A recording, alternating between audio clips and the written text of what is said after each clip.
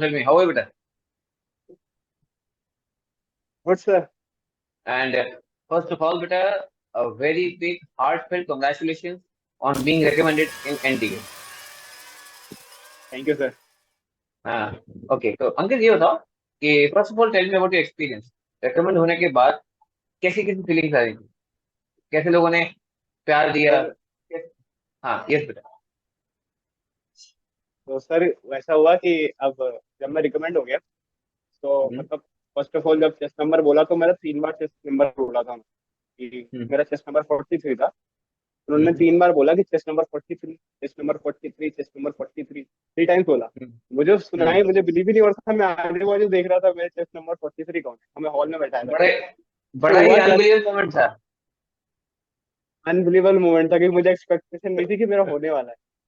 तो हाँ, हुआ क्या कि जब उन्होंने ऐसा हुआ कि चेस्ट नंबर बोला, जब मुझे होगा कि मेरा है तो एक बार को तो मैं स्टेज पे मतलब माइंड ब्लैंक हो गया था, एकदम समझ में नहीं आ रहा था हम्म, उस टाइम। हम्म, आंसू भी आ रहे थे थोड़े आंख में, पर खड़ा हुआ था स्टेज पे, हम लोग 8 लोग थे, सामने इतना बड़ा हॉल था, ऑफिसर्स पीछे खड़े हुए थे, तो अब आंसू आंसू भी आ रहे थे, रो भी नहीं सकते। अभी अभी हाँ, रिकमेंड सही हुए बात। हैं तो ये रोना भी नहीं है सबके सामने कर। हम्म, पर खुशी बहुत ज्यादा हुई। फिर क्या था, उन्होंने हमारा फोन वोन ले लिया। फोन तो देते नहीं है, फिर वो फॉर्म भरवाने बैठा के, तो उन्होंने हम्म, हमें 3 बजे से लेके 7 बजे तक बस फॉर्म ही भरवाए सर, वहां पर बैठा के। तो फिर हम्म, हमने मतलब फॉर्म भरे, फिर मैंने घर पे कॉल हम्म, किया, बताया, तो तब तक घर पे खबर पहुंच गई थी जब खाने से हम्म, पहले कि रिकमेंड हो गया है। हम्म, तो फिर वही हम्म। एकदम लो था कि हाँ कॉन्ग्रेचुलेशन, मुबारक हो, बस यही चीज थी। फिर आया तो हाँ। घर वालों ने वार्म वेलकम किया था, तो एकदम माले वाले से तो लगा कि हाँ रिकमेंड हो गया। हाँ, पर हाँ, मैंने देखा था हमें तुम्हें। थोड़ी मैं देखे मैंने आपके पिक्चर्स देखे थे, बहुत ही शानदार बेटा। अच्छा बेटा, ये बताया था कि first of all, how did you prepare for India? क्या क्या किया आपने? सर, एनडीए का तो ऐसा था कि मैंने 11 से प्रिपेयर करना स्टार्ट किया था एनडीए के लिए। ऐसा हुआ मतलब मेरे भैया भी थे, उन्होंने भी एनडीए का दिया था, तो मेरे पास उनका एक वन एंड एक्सपीरियंस था कि हाँ कैसे कैसे जाना है। मतलब ओके। पता था कि एनडीए क्या है और कैसे कैसे रास्ता है, हमें कैसे कैसे क्या करना है। बट हम्म, ये थी कि स्ट्रेटेजी खुद की रहती है सर। अब आप किसी की हम्म, स्ट्रेटेजी फॉलो नहीं कर सकते। जैसे फॉर एग्जांपल मुझे कई लोग बोला करते थे कि जो टॉपर्स है एनडीए के, उनका इंटरव्यू देखो, उनसे ज्यादा पता चलेगा कि क्या है कैसे करते हैं। बट ये चीज मेरे अंदर थी कि हाँ करो सब, देखो सबकी, करो खुद, खुद देखो। बहुत बढ़िया है, अपन को बहुत ही खुद बढ़िया। डिसाइड करना है कि अपन को कैसे। हाँ। तो फर्स्ट ऑफ ऑल तो मैंने क्या था कि पहला अटेम्प्ट देने गया तो मैं तो ऐसे ही देने गया था कि जस्ट एक देखते पेपर होता कैसे। मैं दे के हम्म, आया फर्स्ट टाइम। तो फिर मैंने तैयारी करना शुरू करी। फर्स्ट टाइम से हम्म, पहले भी मैंने तैयारी करना शुरू कर दी थी। मैंने अपनी क्लास 11th में जैसे ही मैं आया, मतलब 10th के टाइम कोविड था, तो जैसे ही हम्म, 10th एंड होने वाली थी उस टाइम से मैंने प्रिपरेशन करना स्टार्ट कर दी थी। तो हम्म, सर जब मैंने प्रिपरेशन करना स्टार्ट करी तो वही रहता है कि पहली बात तो ऐसे मैंने कोई कोर्सेज लिए नहीं थे, फ्री में ही किया था। तो मैंने यूट्यूब हम्म। से प्रिपरेशन करना स्टार्ट करी थी। तो अब यूट्यूब पे भी अच्छा। अब ऐसा रहता है कि आप, हम्म, जी सर, यूट्यूब हम्म। से भी मतलब आपको वैसा वो रहता है। और जैसे मतलब मैं कोचिंग जाया करता था अपनी, अब मैं अभी अपनी कोचिंग में बैठा हूँ, तो मैं अच्छा, कोचिंग अच्छा, जाया अच्छा। करता था मैं अपनी 11th 12th की, हम्म, जिनके पास वो हम्म, सर क्या है पीसीएम लिया था, तो वो फिजिक्स मैथ्स और केमिस्ट्री बहुत अच्छा पढ़ाते थे। मतलब मैं 9 से ही जा रहा हम्म, था इसी कोचिंग। तो मेरा हम्म, फिजिक्स केमिस्ट्री तो यहीं कवर हो गया, मैथ भी तो पूरी पूरी आधी मैक्सिमम कवर हो गई थी। बट ये रहता है ना, हम्म, मैथ्स आप जितना भी पढ़ लो कम है इंडियन। हम्म, मतलब आप कोई भी चीज सब्जेक्ट कितना पढ़ लो कम है, इंडियन में कहीं से भी आ सकता है। तो उसके लिए सर हम्म। मैंने सेलेक्टिव पढ़ना स्टार्ट किया। फॉर एग्जाम्पल मैथ्स में ओके। कैलकुलस होता है, कैलकुलस, हम्म। अलजेब्रा, इन सबको पढ़ लो। अलजेब्रा में भी specific complex number, permutation, combination, probability, statistics, मतलब सिलेबस ये के सब पढ़ लो। पार्ट हमें एग्जाम ओरिएंटेड पढ़ना पड़ेगा, कुछ भी हो जाए। हाँ हाँ, कुछ भी हो जाए सर, क्योंकि बहुत वास्ट सिलेबस है, आप कितना भी पढ़ लो कम है यूपीएससी इंडियन। तो आपको हम्म, एक स्पेसिफिक होके पढ़ना पड़ेगा। फिर हिस्ट्री में आए तो हिस्ट्री में मतलब मैंने बहुत सारे यूट्यूब से भी देखा था, और मतलब कुछ भैया लोग थे जो भी प्रिपेयर किया था, उन्होंने भी एनडीए का एग्जाम निकाला था। तो हम्म, वैसे वो रिकमेंड नहीं हो पाए, बट उनसे पूछा मैंने तो उन्होंने बताया कि हिस्ट्री में, ज्योग्राफी में इंडियन ज्योग्राफी में ज्यादा फोकस करो, और हम्म, हिस्ट्री में अपनी modern history, Indian history, modern history के बारे में ज्यादा पढ़ो। हम्म, और सिविक्स में तो सबको पता है, मतलब मेन मेन टॉपिक्स क्या हैं, जैसे कॉन्स्टिट्यूशन हो गया, एक से लेके 51 आर्टिकल्स तक, president, vice president, prime minister, अपने hmm, vice prime minister, home minister, इन सब के बारे में। हम्म, तो ऐसे पढ़ना रहता है। फिजिक्स केमिस्ट्री में सर पीसीएम, मेरा पीसीएम बैकग्राउंड था, तो इतना मुझे कोई दिक्कत नहीं आई उसमें। हम्म, और मेरे बायोलॉजी बहुत वीक थी, तो मैं बायोलॉजी को अटेम्प्ट ही करता था पेपर में। क्या है कि मुझे हम्म उसमें बहुत ज्यादा प्रॉब्लम होती थी। मैं 9th 10th में हम्म बहुत प्रॉब्लम थी बायोलॉजी में, तो उसमें इसमें हम्म ज्यादा अटेम्प्ट नहीं करता था। और हम्म। इंग्लिश में ऐसा था सर, मैं स्टेट बोर्ड से हूँ, तो इंग्लिश में वैसे अच्छा। भी मेरा थोड़ा नाम, हाँ ब्रो का नाम है मेरा थोड़ा इंग्लिश ओके में। ओके। मतलब ग्रामर तो नहीं, मैं बोल सकता हूँ इंग्लिश।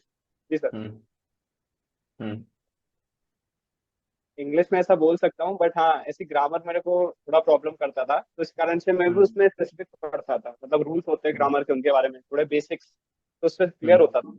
तो सर मैं हम्म। प्रिपरेशन ऐसी ही करी है सर। अच्छा, अगर मैं एक सम अप पूछूं आपसे, तो जो सब्जेक्ट्स आते हैं इसमें, आप मुझे सब्जेक्ट वाइज स्ट्रेटजी बता सकते हो एक एस्पिरेंट के लिए क्या क्या होना चाहिए बेटा? मैं सर सॉरी सर। एक सब्जेक्ट वाइज एस्पिरेंट के लिए, एक एस्पिरेंट के सब्जेक्ट वाइज स्ट्रेटजी क्या होनी चाहिए आपके हिसाब से? Sir, subject wise strategy sir ऐसा है कि अब देखा जाए सर, मेरे हिसाब से एनडीए में मैथ्स टफ आती, आते तो दोनों ओके। टफ है, पर मैक्सिमम लेवल देखा जाए तो मैथ्स टफ आती है एनडीए। हम्म और मैं अभी ऐसा सीडीएस तो मैंने दिया नहीं है, बट हाँ ऐसा है कि मैंने सुना भी है सीडीएस में कि मेरे भैया भैया भी देते थे, और मेरे कई मतलब कॉलोनी के भैया उन्होंने भी दिया है, सीडीएस में हम्म। जीएस टफ आता है। तो अब मेरे हिसाब ओके। से सर कि जो टफ आता है उस पे थोड़ा हम्म अपन को क्या है कि उसमें भी फोकस करना है, क्योंकि अगर देखा जाए हम्म तो मैथ पेपर पूरा टफ नहीं आता है। उसमें देखा हम्म। जाए तो इजी इजी क्वेश्चन छुपे रहते हैं, मतलब नॉर्मल अच्छा। और हार्ड क्वेश्चन के बीच में, तो वो हम्म। पेपर के दौरान अपन को फुल माइंड करके ढूंढना रहता है। मेरे मतलब में वो क्या था देखना कि पड़ेगा हमें कि इजी क्या है और टफ वो क्या है, हमें देखना हाँ, पड़ेगा। मैथ्स पेपर में तीन चीजें रहती है सर, एक होता है कि मैं हम्म कर लूंगा, एक हम्म होता है मैं कर सकता हूँ, और ये एक होता है कि हम्म मैं शायद कर सकता हूँ। इन तीन हम्म। चीजों को जिसने पहचान लिया वो मस्त मैथ्स पेपर निकल जाता अच्छा। है। उसमें पहली चीज रहती है कर लूंगा, कि जो इजी क्वेश्चन है वो कर ही लोगे आप, हम्म मतलब वो बेसिक पे आते हम्म हैं 11th 12th, बिल्कुल हम्म बेसिक पे। हम्म और हम्म उसके बाद होता है कर सकता हूँ, जो क्वेश्चन देख के लगता है कि कर लेंगे, पर कभी कभार होते हैं और हम्म कभी कभार नहीं होते, और जो क्वेश्चन ऐसे हम्म होते हैं जो शायद कर सकता हूँ, फिर वो हम्म। बन भी सकते हैं नहीं भी बन सकते, ना वो कंफर्मेशन नहीं। ओके। क्योंकि अब इंडिया का मैथ्स पेपर आपके पास ढाई ढाई घंटे हैं, और ऊपर से हम्म 120 क्वेश्चन है, तो बहुत स्पेसिफिक होके हम्म चलना रहता है, और मतलब चूक की तो बिल्कुल वो है, मतलब हम्म आपको बिल्कुल ने मतलब पूरा कंसंट्रेशन के साथ मैथ्स पेपर देना है। सर उसके लिए मैं ये बोलूंगा कि सबसे पहले आपको जो मैंने अभी टॉपिक पढ़ा है, कैलकुलस और अलजेब्रा, हम्म स्टेटिस्टिक्स, इन सब में अगर आप मतलब ज्यादा फोकस करें तो मैक्सिमम इन लोग से क्वेश्चन आ जाते हैं, और इनमें क्वेश्चन हम्म इजी क्वेश्चन आते हैं थोड़े, मतलब कैलकुलस में तो हम्म टफ ही आते हैं, अलजेब्रा में भी आते हैं, पर अगर आप उसमें छाटो तो इजी क्वेश्चन मिल जाएंगे आपको। इसलिए ये हम्म लोग अपने वो हम्म वाले टॉपिक्स होते हैं थोड़े स्कोरिंग होते हैं, क्योंकि मैक्सिमम ये आता है, और हम्म ट्रिग्नोमेट्री हो गई अपनी, जो 11th में हम्म ट्रिग्नोमेट्री पढ़ते हैं तो बस वही रहता है उसमें। बट प्रॉब्लम यह है कि एनडीए में आप एनसीईआरटी अगर आपने नहीं करी है, तो मैं प्रेफर करूंगा कि पहले हम्म। आप एनसीईआरटी करो, उसके बाद रेफरेंस ओके। बुक पे जाओ, क्योंकि कुछ लोग ऐसे होते हैं कि डायरेक्टली रेफरेंस बुक पे जंप मार देते हैं, तो हम्म। मैं प्रेफर नहीं करता। उसके बाद जीएस में तो पीसीएम वालों का तो वैसे अच्छा, भी वीक ही रहेगा। अंकित, मैं एक बात पूछना चाहूंगा। आपने अभी एनसीईआरटी का इंफॉर्मेशन दिया, तो एनसीईआरटी क्यों बेटा? क्योंकि नॉर्मली लोग रेफरेंस बुक पे ज्यादा जाते हैं, रीजन? सर रीजन ये है कि मतलब मैंने इंडिया के प्रीवियस ईयर क्वेश्चन उठाए थे एक बार, अपने में हम्म मेरे बुक में थी फोर्ड में, अपन उस पर टेलीग्राम पे फ्री में पूरी पीडीएफ मिल जाती है। तो हम्म पहले एक बुक आती थी 2000 क्वेश्चन की, प्रीवियस ईयर पेपर मैथ्स का। हम्म तो उसमें क्या रहता है सर कि जो एनसीईआरटी में जो स्टेटमेंट दी रहती है ना क्वेश्चन की, उस हम्म क्वेश्चन के आगे फॉर एग्जांपल स्टैटिस्टिक्स में क्वेश्चन, सॉरी सीक्वेंशियल सीरीज में क्वेश्चन दिया हुआ है सर, उसमें क्या हम्म रहेगा, जो वो क्वेश्चन रहेगा उसकी स्टेटमेंट के हम्म आखिरी में लिखा रहता है proof A plus B minus hmm A minus B equal to zero, ऐसा कोई स्टेटमेंट दिया हुआ है। हम्म अब आपको हम्म वही क्वेश्चन एनडीए के पेपर में आ जाएगा, और पूछ लेंगे कि इसका हम्म क्या आंसर होगा, मतलब एक स्टेटमेंट हम्म देके कंडीशन देके तो पूछ लेंगे इसका क्या आंसर होगा, जो कि आपकी एनसीईआरटी में स्टेटमेंट के रूप में दिया हुआ है पहले से हम्म। प्रूफ करने के लिए। इसलिए मैंने अच्छा, बोला कि अंकित, जी एक हाँ देखो। इंफॉर्मेशन अंकित एक इंफॉर्मेशन है कि एनडीए जो होता है, इसमें एनडीए को लेकर जो मैंने आपसे बात कही, एनसीईआरटी का सिलेबस अभी थोड़ा रिड्यूस हुआ है, तो क्या ये इरेलीवेंट नहीं हो गया बेटा? सर मेरे हिसाब से तो वो आपको, क्योंकि अब यूपीएससी है वो सेंट्रल गवर्नमेंट के अंडर आ रहा है, वैसे तो है नहीं कि वो सीबीएसई बोर्ड किसी पर पर्टिकुलर बोर्ड के हिसाब से चलेगा। मेरे हिसाब हम्म। से मतलब अभी तो कोरोना वोरोना मुझे ऐसा दिख नहीं रहा है कुछ, तो मेरे हिसाब से नोट्स तो रिड्यूस नहीं करना चाहिए था, पर अगर यदि हाँ कर दिया तो आप पूरी बुक पढ़ो, तब भी पूरी ओके। बुक पढ़ो, क्योंकि अगर चलिए आप ये, कॉम्पिटिटिव लेवल से। जी सर। हाँ, तो ये तो बड़ा थैंक यू वेरी मच, आपने ये बताया। अब सबसे मेन चीज, एक एस्पिरेंट एग्जाम सेंटर जाता है, वहां पे एग्जाम को अटेम्प्ट कैसे करेगा, उस दिन की प्लानिंग क्या थी, थोड़ा बताओगे जरा कि उस दिन तुमने क्या क्या प्रिपरेशन करी थी खुद के लिए, कि क्या माइंडसेट होना चाहिए, क्या फोकस होना चाहिए? और ऐसा था कि पहले दो अटेम्प्ट मेरा तीसरे अटेम्प्ट पे निकला था ये रिटर्न में और ये अपना SSB। तो मैंने दो अटेम्प्ट तो फेल किए थे। मैं दो अटेम्प्ट के अच्छा पहले बहुत ओवर हाइट होके जाता था कि यार अच्छा अच्छा। पेपर है क्या करूँ। सुबह हम्म 4 बजे से उठ के पढ़ने लग गए। फिर एक टाइम हम्म ऐसा आया कि मैंने बोल दिया अब जो होगा देख लेंगे, पढ़ाई करिए, सब भगवान के ऊपर है यार। हम्म। तो मैंने तीसरे अटेम्प्ट जब देने गया तो बहुत चिल माइंड से होके देने गया था। मेरा ऐसा था कि मैं और मेरा दोस्त थे, हम दोनों का एक ही जगह पे आया था। तो ऐसा अच्छा। था कि मतलब मेरे एग्जाम के कुछ 4-5 दिन बाद मुझे एक जगह शादी में जाना था बाहर, मतलब हम्म तो मेरी हम्म दीदी की शादी थी। तो ऐसा हम्म था कि अब मैं बिल्कुल एकदम चिल होकर गया, बोले कोई बात नहीं, पेपर निकलेगा तो नहीं निकलेगा, वरना शादी में तो चले ही जाएंगे। अब अगर ऐसा हम्म। रहता है, और मेरा दोस्त था बहुत ज्यादा ओवर एक्ट हो गया कि यार पेपर है यार, अच्छा। नहीं निकलेगा तो फिर। हम्म मेरा लास्ट सेकंड अटेम्प्ट था ये, मैं बिल्कुल एकदम चिल होकर गया था। बाहर हम्म आराम से बैठ के फोन चला रहे हैं, गप्पे लड़ा रहे हैं। फिर हम्म। ऐसा था मेरा कि मतलब मैंने प्रिपरेशन करी थी मेरे बोर्ड के बाद।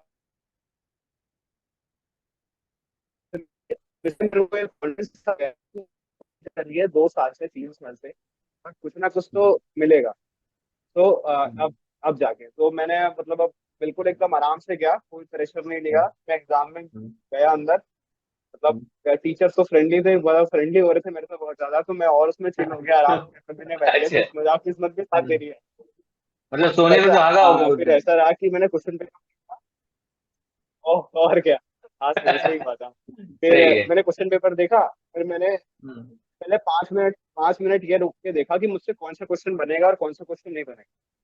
अच्छा। फर्स्ट ऑफ ऑल मैंने पूरा छांट लिया क्वेश्चन पेपर। मैंने पूरा हम्म क्वेश्चन पेपर अच्छे से देखा 5 मिनट, फिर मैंने देखा टिक मार दिया क्वेश्चन पे कि हाँ ये करूंगा ये करूंगा ये करूंगा। उसके बाद उन क्वेश्चन को देखा जो टिक नहीं किया था, मैंने बोले बना के रखे थे सर्कल, ताकि ये हम्म डाउटफुल है, इनको कर सकता हूँ कि नहीं कर सकता, फिर वो किए हम्म फटाफट। आखिरी हम्म आखिरी में जाते मैंने 58 क्वेश्चन ऐसे कुछ कर दिए थे, 60 क्वेश्चन उसके ओके। पेपर में। फिर हम्म जीएस का पेपर था, तो उसके बाद एक गैप मिलता है, तो जीएस का हम्म पेपर गैप मिला तो हमने चाय वाय पी, समोसा खाया दोस्त के साथ। हम्म फिर आया जीएटी का पेपर देने। जीएटी का हम्म। पेपर दिया तो इंग्लिश में सबसे पहले मैंने फोकस किया स्पॉटिंग एरर पे और पैरा जंपल पे। इस बार का तो इंडिया ओके। का पेपर बहुत ज्यादा स्लिप आया था, मैंने देखा था इंग्लिश का पार्ट। हाँ बट हाँ हाँ। बट मेरे उस टाइम में क्या था, मैंने पहले पैरा जंपल पे किया क्योंकि बहुत इजी होते हैं वो, उनका तो गलत हम्म जाना बहुत मुश्किल है, और स्पॉटिंग हम्म एरर्स क्योंकि मैंने रूल्स पढ़ के रखे थे, मतलब वो कर दिया। हम्म फिर हम्म मैं गया सिनोनिम एंड टॉनिम्स पे। क्या रहता है, हम्म सिनोनिम एंड टॉनिम्स पे क्या रहता है, रिपीटेड रहता है अगर आप हम्म देखा जाए तो। और कभी कभार ऐसा हम्म भी लगता है कि आप आपका एक मतलब एक वो रहता है, तुक्का भी बोल सकते हैं अपन कि पढ़ के इसका आंसर लग रहा है तो टिक कर दो। हाँ अगर आप हम्म श्योर हो उस टाइम पे करना, वरना मत करना। मैंने ऐसे हम्म नहीं किया था कि हाँ ये लग रहा है तो ऐसा कर दो, नहीं, मैंने बहुत बार सोचा जब पेपर हम्म के आखिरी में, तब जाके मैंने उस पर टिक किया। हम्म फिर मैंने फिजिक्स और केमिस्ट्री पे फोकस किया।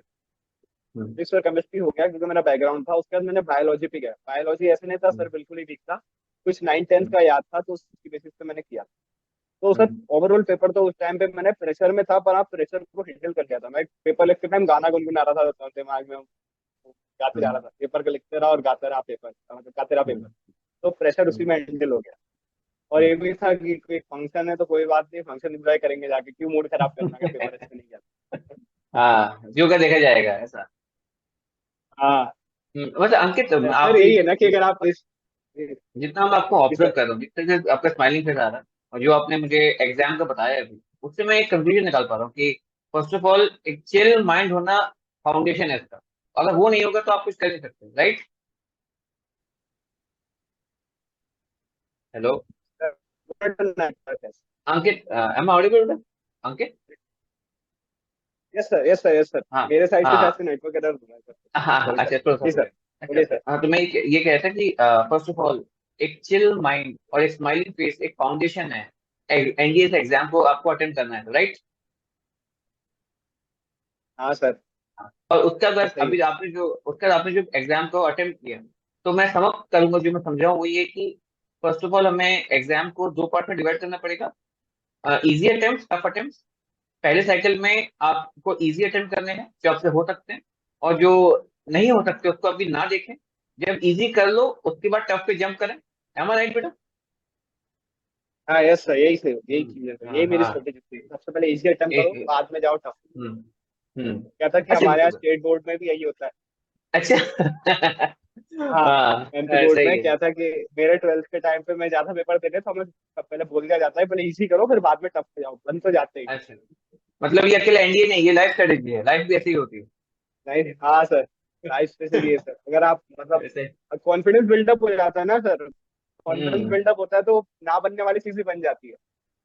It is still visible on your face, जो कॉन्फिडेंस तब हुआ था और आज भी सर ये आज भी है सर, मतलब उस टाइम भी था, है। इस टाइम भी है। मतलब अब बना मैं रहेगा, बना रहेगा।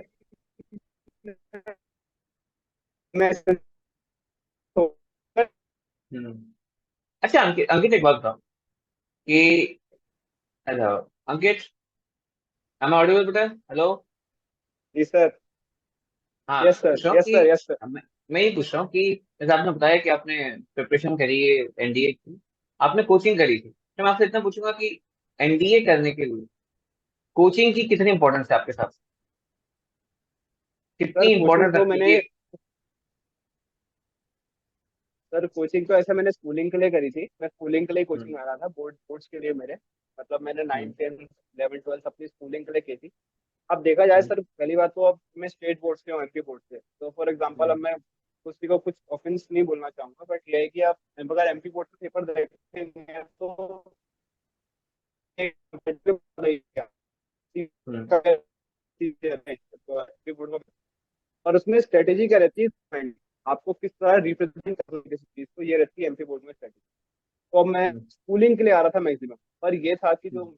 मतलब मेरे टीचर थे जो मुझे पढ़ाते थे यहाँ मैथमेटिक्स, जिन्होंने पढ़ाया है मेरे को, मतलब वो हम्म। क्या एमपी बोर्ड से ऊपर ही पढ़ाते थे, तो क्या उस हिसाब से मेरा हो हम्म। जाता था मैथ्स के लिए। हम्म। बट अगर देखा जाए कोचिंग के लिए स्पेसिफिकली, तो मतलब मैंने कोचिंग नहीं करी थी स्पेसिफिकली एनडीए के लिए, सिर्फ बोर्ड्स के लिए किया। तो मेरे हम्म। हिसाब से तो इतनी नीड नहीं पड़ती, पर हाँ अगर आपको है कि कोई मतलब कोई गाइड करने वाला, ऐसा नहीं है मुझे तो गाइड करने वाले थे, अगर नहीं है तो आप कोचिंग कर सकते हम्म। हो, कोई गलत बात नहीं है। क्योंकि हम्म। अगर आपको अच्छा, गाइड एक करने वाला कोई नहीं है तो।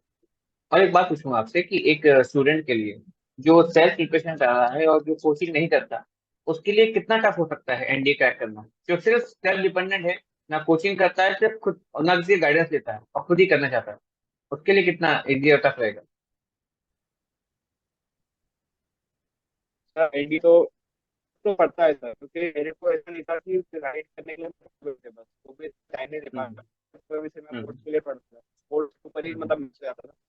बट हाँ हम्म। गाइड करने वाला अगर आपको कोई नहीं है तो टफ, मतलब टफ तो पड़ता है आपको, और हाँ ओके। कठिन हो जाता है। क्योंकि अब हम्म। आपको कोई रास्ता दिखाने वाला नहीं, आपको कैसे चलना आपको नहीं पता, तो फिर आपको अपने हम्म। फोन पे ये पूरी रिसर्च करनी पड़ेगी कि हाँ मुझे कैसे कैसे जाना है, क्या क्या प्रोसीजर है। अगर आपको वही नहीं हम्म। पता और आप एटीए देने जा रहे हो तो मतलब it's not worth it.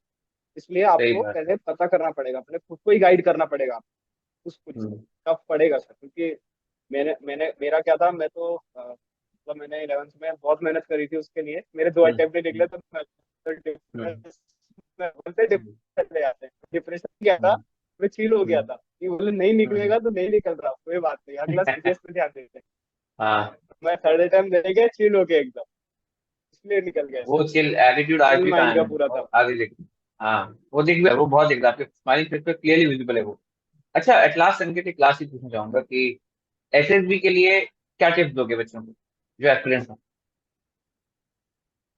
Sir SSB के लिए, सर एसएसबी मेरे हिसाब से, मेरे को तो जो लगता है सर, एसएसबी तो मेरे घर पे हो गई। मेरे घर ओके। पे इसलिए हो गई थी सर, क्योंकि मेरा क्या है कि मेरे फादर का डेयरी फार्म है, मतलब हम्म। डेयरी है हमारी, डेयरी फार्म करते हैं मेरे पापा। तो क्या था, हम्म। एसएसबी में अगर आप जीटीओ में जाते हो तो जीटीओ में आपसे वही है, फट्टा बल्ली रास्ता कैसे पार हम्म। करना है, ऑब्स्टिकल। सो वहां हम्म। पर एक चीज थी सर, कि आपको वहां पे कोई एक्स्ट्रा ऑर्डिनरी माइंड नहीं चाहिए कि आपको एक पर्टिकुलर नॉट बांधने आनी चाहिए कि रस्सी कैसे हम्म। बांधे वगैरह वगैरह, आप सब घर पे सीख जाते हो। अगर आप हम्म। जीटीओ देखो तो आपके घर के आजू बाजू, आपको मान लो आपके पास हैंगर नहीं है, आपके पास एक ताला और एक चाबी है, तो अपनी खिड़की पे लटका के आप उसको हैंगर बना सकते हो, कोई एक टांगने के लिए, हम्म। For example. ये सर जीटीयू है। तो आपको हम्म। स्पेसिफिकली एनडीए एसएसबी के लिए कोई इतना बड़ा वो नहीं है, एसएसबी देखा जाए तो आपकी रियल लाइफ एसएसबी। आपको हम्म। एसएसबी में एक दिन के लिए प्रिपेयर नहीं करना है कि बस 5 दिन जाना है तो वहाँ प्रिपेयर करके जाते हो, वो लाइफ के लिए प्रिपेयर करते हो कि आपको हम्म। कैसे रहना है, कैसे नहीं। हम्म। क्योंकि आप सर घर में ही ज्यादा इन्वॉल्व रहोगे ना, घर में इन्वॉल्व हम्म। रहोगे और अपने पेरेंट्स से, अपने दोस्तों से, अपने सिबलिंग्स से, अपने भाई बहनों से के साथ रहोगे ना, तो आप हम्म। एसएसबी आपका ऐसी आदत से अधिक हो जाता है। क्योंकि सर ऐसा था कि मैं हम्म। जॉइंट फैमिली से बिलोंग करता हूँ, हम्म। तो मेरे अंदर ये सोशलाइज होने वाली एक एबिलिटी बहुत अच्छी थी। मैं वहां भी गया ना तो मेरे हम्म। को ज्यादा टाइम लगा फिर सोशलाइज होने में। तो मैं हम्म। जितने पूरा ग्रुप आया था हमारा 116 का, उसमें से हम्म। 53 स्क्रीन में हुए थे। तो मैं ओके। सबके साथ ही जल्दी सोशलाइज हो गया था। हम्म अपने ग्रुप में भी अच्छा सोशलाइज हो गया था मैं। तो ऐसा था कि मेरे ग्रुप में 9 बंदे थे, हमारे 9 बंदों में से सिर्फ 2 सिलेक्ट हुए थे, और हम दो जो थे बहुत बहुत ज्यादा सोशलाइज। ऐसा भी नहीं हम्म था कि हम एक्स्ट्राऑर्डिनरी थे, टीटीओ में ग्रुप को लीड कर रहे हैं आगे, ऑब्स्टिकल्स खुद ही हम्म, पूरे पार कर रहे हैं। इवन मैं तो बोलना चाहूंगा सर, मेरा कमांड टास्क अच्छा नहीं गया था, जबकि वेट टास्क होता है, मेरा इतना अच्छा नहीं गया था, मैं अच्छा। एक दो आइडिया दे पाया था मुझे वहीं से। ओके। हाँ, एक दो आइडिया हाँ। दे पाया था, क्योंकि मेरा मतलब कमांड टास्क इतना अच्छा अच्छा नहीं था। मेरे इंडोर सारे अच्छे गए थे, फॉर एग्जाम्पल हम्म सीपी अच्छा गया मेरा। हम्म उसके बाद लेक्चर अच्छा गया सर, ग्रुप डिस्कशन अच्छे गए दोनों। तो वो सब हम्म मेरे कहते हैं कमांड टास्क में थोड़ा वीक हो गया था, बाकी आउटडोर टास्क जैसे पीसीटी एचजीटी। तो हम्म, आपको मतलब वहां पे जाके ऐसा नहीं दिखाना है कि मैं एक्स्ट्रॉर्डनरी हूँ, बस आपको ये दिखाना है कि मेरा ग्रुप एक्स्ट्रॉर्डनरी। अगर आप ये चीज शो करते हो, ग्रुप को सपोर्ट करते हो, आगे बढ़ाते हो, तो आप सिलेक्ट हो जाओगे। तो सर मेरे ग्रुप में, मैं नाम नहीं लेना चाहूंगा उन दोनों के, वो तो आफा के आए हम्म। थे। तो अच्छा। ए- उनमें से एक एक्स्ट्रॉर्डनरी था बहुत, मैं बोलता हूँ कि वो बंदा ओके। बहुत एक्स्ट्रॉर्डनरी था। और एक और था मेरे साथ का, वो भी अच्छा वो था, तो रेकमेंड हम हुआ था क्या? काफी दोनों वो अच्छे थे। रेकमेंड हुआ था बट क्या? ये था, और मतलब उन्होंने बिल्कुल लीड कर रखा था वीडियो में, बट ये था कि आखिरी में वो डोमिनेंट, मतलब डोमिनेंस दिख रहा था उनमें तो। हम्म तो मेरे को लगा कि यार इनका हो सकता है, बट मुश्किल होना, क्योंकि डोमिनेंस मेरे पूरा ग्रुप को भी दिखती थी, और तो वीडियो को तो दिख ही जाएगा डोमिनेंस अगर होगा। हम्म तो मैं हम्म तो क्या था, मैं तो ज्यादा मतलब आइडिया नहीं दे पा रहा था, बट सब में हम्म सपोर्ट कर रहा था और आगे बढ़ा रहा था। हम्म, अगर एक और चीज बोल चाहूंगा सर, कि फॉर एग्जाम्पल कि आपको क्या रहता है, जीटीओ में पेनल्टी मिलती है, कि आपको कोई ओके। भी पेनल्टी मिल गई तो आपको 2 मिनट, 2 बंदे या एक बंदा पीछे भेजना रहता है। अगर हम्म। आपके ग्रुप में से सब रिलेक्टेंट है पीछे जाने को, तो आप पीछे जाओ, वो आपका इनिशिएटिव दिखाता है कि अपने ग्रुप के लिए ओके। कुछ भी कर सकता है बंदा। तो पीछे चला गया, हम्म ग्रुप को आगे कर। हम्म उसके बाद सर इंटरव्यू में तो ऐसा है कि आप इंटरव्यू का बताना चाहूंगा, इंटरव्यू में किसी को भी एक्स्ट्रॉर्डनरी बन के मत दिखाओ आप इंटरव्यू ऑफिसर, क्योंकि जो आपके सामने बैठा है ना बंदा, वो 25-30 साल से यही कर रहा है, बंदे ही सेलेक्ट कर हम्म रहा है। क्योंकि हम्म जिसका मैंने बताया था अभी आफा वाले का, एक्स्ट्रॉर्डनरी का, उसने कुछ ज्यादा हम्म, ही झूठ बोल दिया था जाके वहां पे, ओके। बहुत ज्यादा फैब्रिकेटेड आंसर दिया था उसने। हम्म, उसने ये बोला था कि मैंने 8वीं क्लास में 150 बच्चों की साइकिल एक्सपीडिशन निकाली, 150 अच्छा। बच्चों की, 8वीं क्लास। तो हम्म हाँ, साइकिल एक्सपीडिशन किया था हमने 150 किलोमीटर का, 100 किलोमीटर का। तो ये आ गया हम्म था कि बहुत ज्यादा फैब्रिकेटेड आंसर दे दिया उसने। हम्म। तो आपको अच्छा। फैब्रिकेटेड आंसर नहीं देना। वो मेरे मेरे interview. Ji sir.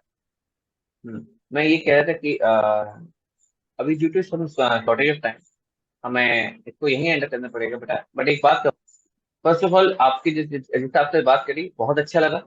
And I hope आपका ये इंटरव्यू और भी कई जैसे एस्पिरेंट्स को इंस्पायर करेगा to go for NDA. And you also again Ankit, a very heartfelt big congratulation for your success बेटा। Thank you sir. है ना? चलो। ओके। एंड जल्दी मिलते हैं बेटा। ओके। Take care. बाय। जी सर, जी सर।